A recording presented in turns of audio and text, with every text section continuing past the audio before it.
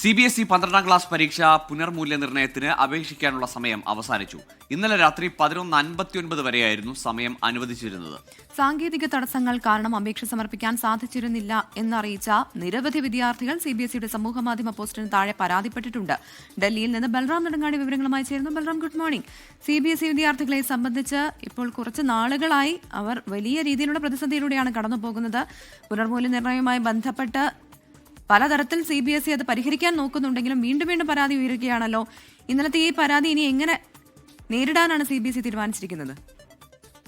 Very good morning Pravitha, Gokul.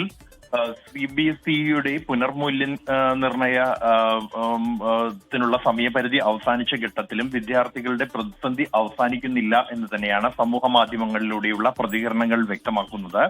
നിരവധി പേർ ഈ CBSEയുടെ സമൂഹ മാധ്യമ അക്കൗണ്ടിൽ കമന്റായി തങ്ങൾക്ക് ഈ പുനർമൂല്യനിർണ്ണയത്തിനുള്ള അപേക്ഷ സമർപ്പിക്കാൻ കഴിഞ്ഞില്ല എന്നും സാങ്കേതിക തടസ്സങ്ങൾ നേരിടുന്നുണ്ടതായും ഉള്ള പരാതി അറിയിച്ചിട്ടുണ്ട്.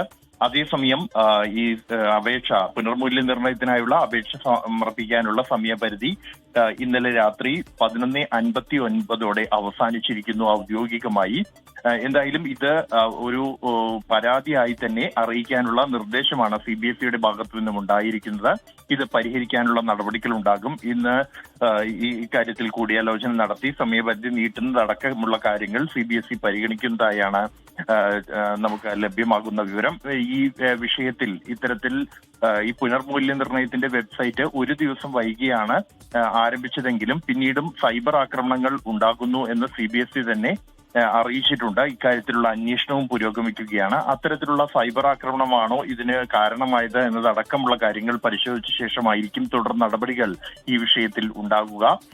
ഈ പുനർമൂല്യനിർണ്ണയ വെബ്സൈറ്റ് തുറക്കുന്നത് പോലും ഒരു ദിവസം വൈകിയത് സൈബർ ആക്രമണങ്ങളെ തുടർന്നായിരുന്നു എന്ന് CBSE പിന്നീട് വിശദീകരണം നൽകിയിട്ടുണ്ട്. എന്തായാലും ഇക്കാര്യങ്ങൾ പരിഗണിച്ചുകൊണ്ടായിരിക്കും ഇക്കാര്യത്തിൽ തീരുമാനമെടുക്കുക.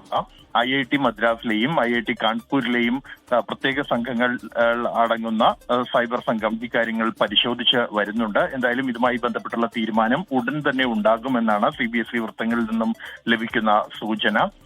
പുനർമൂല്യനിർണ്ണയത്തിലെ മുഴുവൻ വിവരങ്ങളും അല്ലെങ്കിൽ അപേക്ഷകൾ പൂർത്തിയായ ശേഷമായിരിക്കും ഇക്കാര്യത്തിലുള്ള തുടർ നടപടികൾ, മൂല്യനിർണ്ണയവുമായി ബന്ധപ്പെട്ടുള്ള നടപടികൾ ഉണ്ടാകുക. അതിനാവശ്യമായുള്ള മറ്റ് ക്രമീകരണങ്ങളെല്ലാം പൂർത്തിയായതായാണ് CBSE അറിയിക്കുന്നത്. ശരി, ബൽറാം നെടുങ്ങാടിയാണ് വിവരങ്ങൾ നൽകിയത്.